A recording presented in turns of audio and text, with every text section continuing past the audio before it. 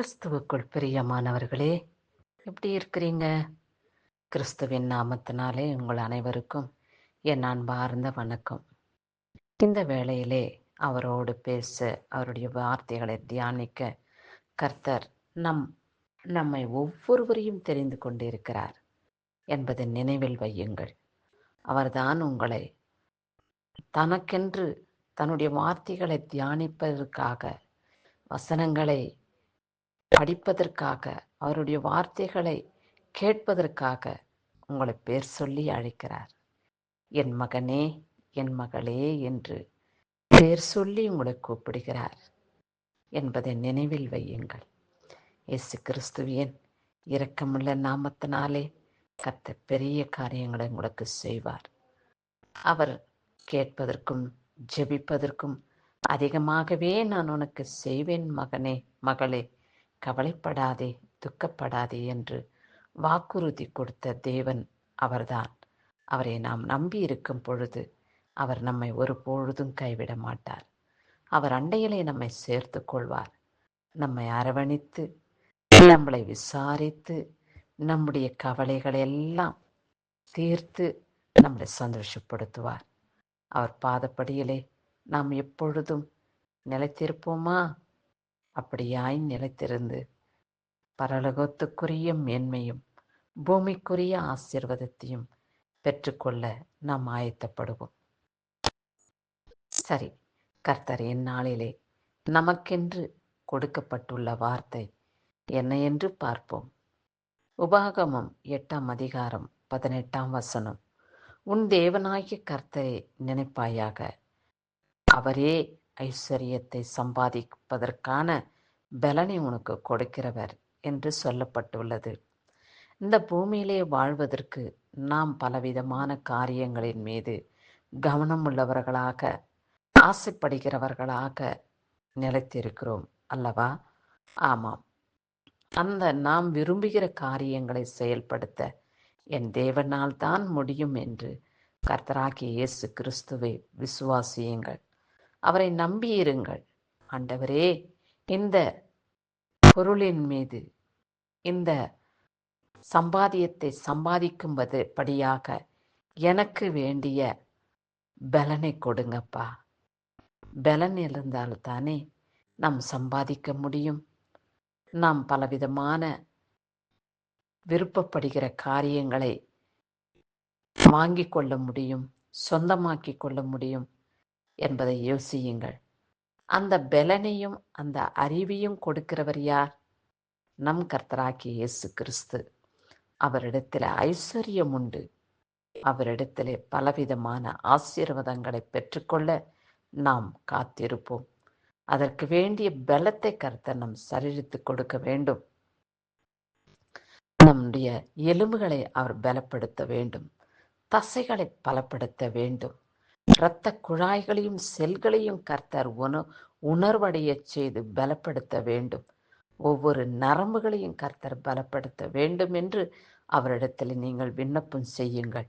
ஆண்டவரே, என் சரீர உறுப்புகள் ஒவ்வொன்றும் உடைய பார்வையிலே காணப்பட வேண்டும். அவை அனைத்தும் நீர் கண்காணிக்கிறவராய் இருக்கிறேன். அதற்காய் உமக்கு ஸ்தோத்திர ஆண்டவரே என்று அவருக்கு நாம் ஸ்தோத்திர பலி செலுத்துவோம்.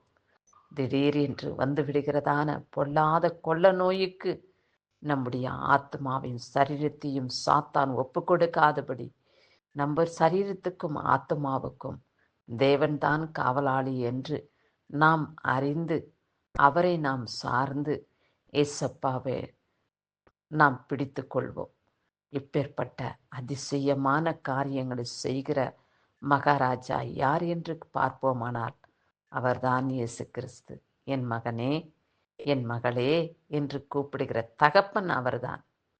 நம்மளுக்கு தகப்பனாக அவர் நமக்கு வேண்டியவைகளை, தேவைகளை பூர்த்தி செய்கிறவர். தாயாயிருந்து மார்போடு அணைத்து நம்மளை சேர்த்து அணைத்து பாதுகாக்கிற தாயாக அவர் நமக்கு பலன் கொடுக்கிறார், ஆறுதல் கொடுக்கிறார், ஆசீர்வதிக்கிறார். இப்பேற்பட்ட தெய்வத்தை நீங்கள் விட்டுவிட வேண்டாம். அவரை பற்றி கொள்ளுங்கள். அவர் உங்களை ஆசீர்வதிப்பார். உங்கள் சரீர பலவீனத்திலிருந்து போதுமான பலத்தையும் சக்தியும் ஆரோக்கியத்தையும் உங்களுக்கு கொடுப்பார். என் தேவனிடத்திலே நான் கேட்டு இருக்கிறேன், என் ஏசப்பா எனக்கு வேண்டிய சுகபலன் ஜீவனை கொடுக்க அவர் ஆயத்தமாய் இருக்கிறார். என் சரீரத்தை சந்திப்பார். என் பலவீனத்திலிருந்து அவருடைய பலனை பூரணமாய் என் சரீரத்தில் விளங்க பண்ணுவார் என்று அவரை காத்து கொண்டிருக்கிற கைவிட மாட்டார். அவருடைய கிருபையின் கரங்களினாலே அவர்களை ஏந்திக் கொள்வார், பரிசுத்தப்படுத்தி பாதுகாத்துக் கொள்வார். ஒன்று புரிந்து கொள்ளுங்கள், நம்மிடத்திலே நம் பிள்ளைகள் கேட்கும் ஒவ்வொரு காரியத்தையும் ஒவ்வொரு தேவைகளையும் நாம் பூர்த்தி செய்கிறது போல அது கர்த்தரிடத்திலே நாம் கேட்கும் பொழுது அவரும் நம்முடைய தேவைகளை பூர்த்தி செய்வார் என்ற நம்பிக்கையின் விசுவாசத்தோடு அவரை பற்றி கொள்ள வேண்டும். கர்த்தரிடத்தில் கேட்டிருக்கிறோம், ஒரு வேலை கொடுப்பாரா கொடுக்க மாட்டாரா என்று தெரியல, ஆனால் ஆண்டவர்கிட்ட கேட்டு இருக்கிறேன் அப்படி என்று அவ்விசுவாசம் மாத்திரம் நமக்கு ஒரு பொழுதுமே இருக்கக்கூடாது. விசுவாசம் உள்ளவனாயிரு, அவ்விசுவாசம் உள்ளவனாயிருக்காதே என்று கர்த்தர் ஒவ்வொருவரையும் கடிந்து பேசுகிற தேவனாக இருக்கிறார்.